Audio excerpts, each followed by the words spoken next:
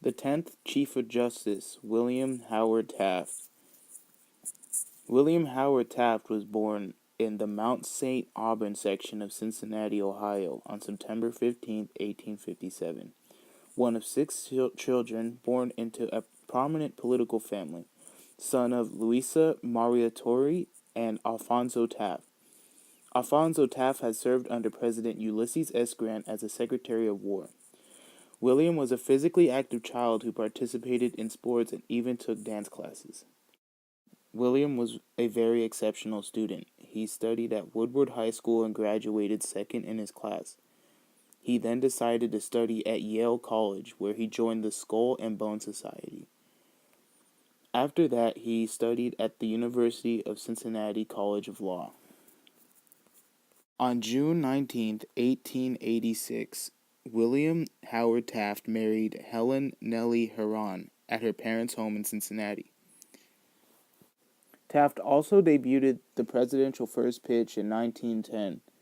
He was nicknamed the Big Love because of his weight. He often fell asleep at political functions, which led him to his nickname, Sleeping Beauty. Taft's career began as a judge in Ohio Superior Court. He was the first civilian governor of the Philippines. In 1904, Taft took on the role of Secretary of War in the administration of Theodore Roosevelt. Taft was the 27th President of the United States, with his terms lasting from 1909 to 1913.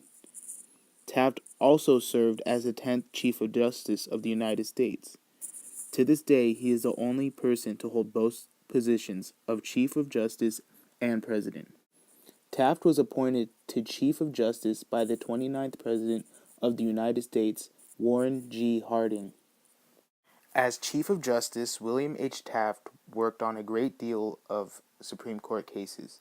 His landmark cases included New Mexico v. Texas, where he determined the border between the two states; the United States v. Moreland, a Fifth Amendment violation having to do with hard labor in prison; and Carroll v. United States, a Supreme Court decision that made it exceptional to search an automobile without a warrant.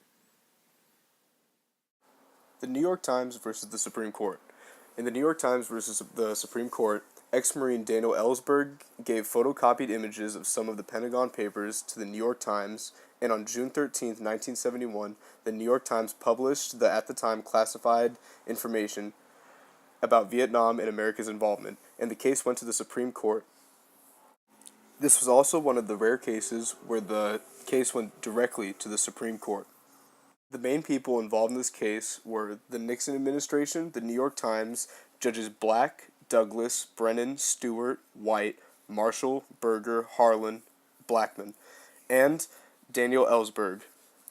The reason the case went to the Supreme Court was because the U.S. government argued that the New York Times couldn't release classified documents because they were a threat to national security, but the New York Times argued that it was in their right because of the First Amendment.